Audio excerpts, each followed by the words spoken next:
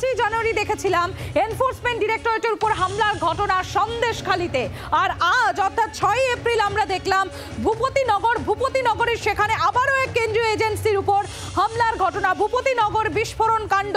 আপনারা জানবে 2022 সালের ঘটনা, 2022 সালের 3রা ডিসেম্বর ভূপতিনগরে একটি বাড়িতে বিস্ফোরণ হয় এবং সেই বিস্ফোরণের ঘটনায় 3 জন জখম হন। সেই ঘটনার মামলা, সেই ঘটনার তদন্তে আজকে যখন এনআইএ ভূপতিনগরে গিয়ে পৌঁছয়, সেখানে এনআইএর উপর হামলা করা হয় বলে অভিযোগ।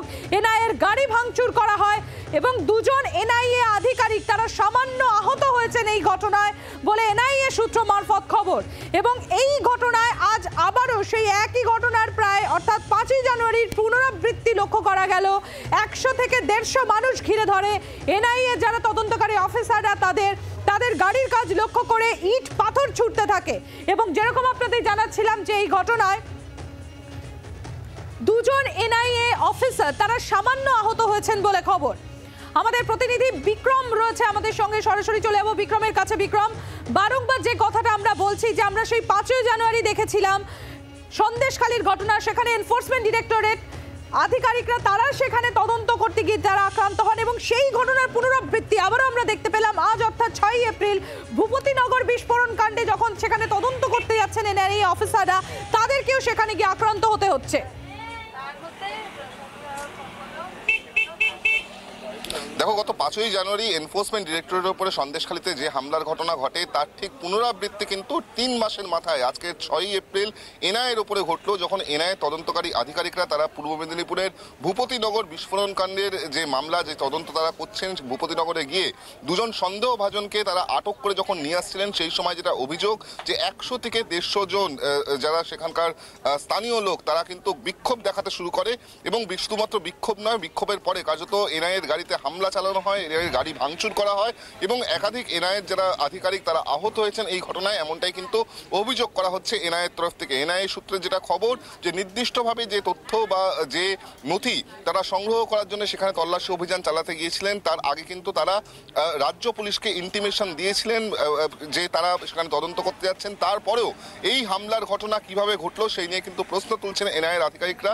ইতিমধ্যেই এনআইএর তরফ থেকে তারা ভূপতিনগর থানাতে একটি নির্দিষ্টভাবে অভিযোগ করেছেন, এফআইআর করেছেন এবং তারপর কিন্তু যেই 2 আটক ব্যক্তি তাদেরকে সঙ্গে নিয়েই কলকাতার উদ্দেশ্যে রওনা দিয়ে দিয়েছেন এনআইএর আধিকারিকরা। তারা কিছুক্ষণের মধ্যেই, যেখানে আমি এই মুহূর্তে দাঁড়িয়ে আছি, এনআইএর অফিস, সেখানে এসে পৌঁছাবেন এবং তারপর থেকে কিন্তু এই ব্যক্তিদেরকে জিজ্ঞাসাবাদ শুরু করে দেওয়া হবে, এমনটাই এনআইএর সূত্রের খবর। অপরদিকে যেটা রাজ্য পুলিশের তরফ থেকে বলা হচ্ছে যে আজকের একদম ভোর 5:30 বিক্রম, আমি এখানে তোমাকে একটু থামিয়ে জিজ্ঞাসা করব। একটু আগে তুমি যেটা আমাদের জানাচ্ছিলে যে রাজ্য পুলিশের তরফ থেকে বলা হচ্ছে যে সেখানে এনআইএর তরফ থেকে যখন তাদেরকে ইন্টিমেশন দেয়া হয়েছে যে এনআইএ সেখানে তদন্তের স্বার্থে যাচ্ছে, রাজ্য পুলিশ পৌঁছানোর আগেই ভোর 5টার সময় সেখানে এনআইএ গিয়ে পৌঁছায়। অর্থাৎ কোথাও কি রাজ্য পুলিশ এই ঘটনা থেকে হাত ধুয়ে ফেলতে চাইছে? একেবারে রাজ্য পুলিশ এই ঘটনা থেকে হাত ধোয়ার চেষ্টা করছেন, এমনটাই কিন্তু বিভিন্ন মহলে প্রশ্ন উঠছে। তার কারণ তোমাকে যেটা জানাবো যে 5:30টার সময় এনআইএ আজকের রাজ্য পুলিশকে তাদেরকে ইন্টিমেশন দেয়, এমনটাই রাজ্য পুলিশের তরফ থেকে দাবি করা হচ্ছে যে তারা সেখানে তদন্ত করতে যাচ্ছেন।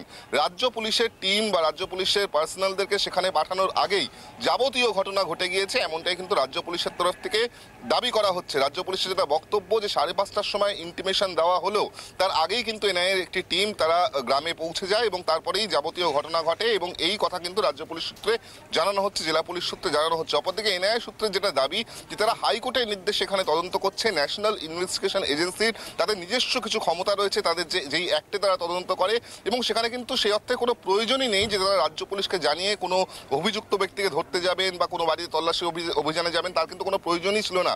কিন্তু যেহেতু একটা সিস্টেম চলে আসছে, সেক্ষেত্রে দাঁড়িয়ে রাজ্য পুলিশকে তারা নির্দিষ্টভাবে একেবারে কোথায় তারা যাচ্ছেন সেই বিষয়ে তারা আগে থেকেই অগ্রিম জানিয়েছিলেন।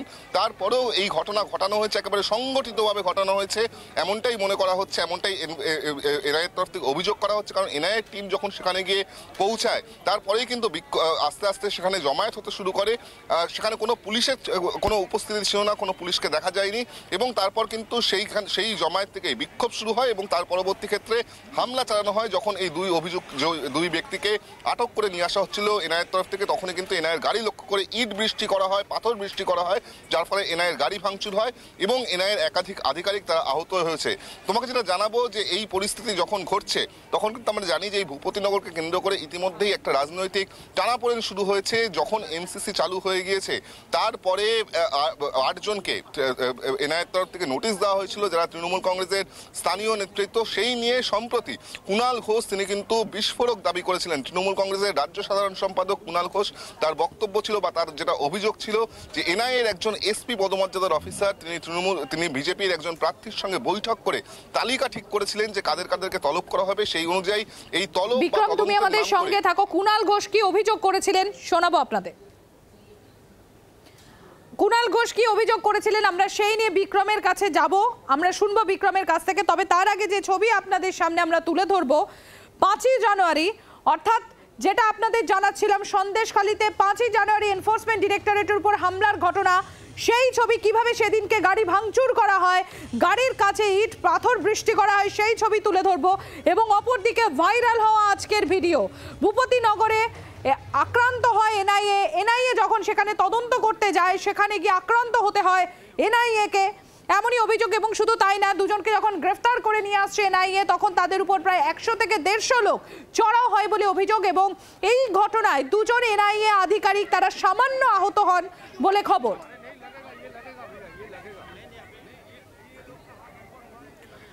আর এই ঘটনার প্রেক্ষিতে রাজ্য বিজেপি সভাপতি সুকান্ত মজুমদার তিনি কি বলছেন শোনাবো আপনাদের।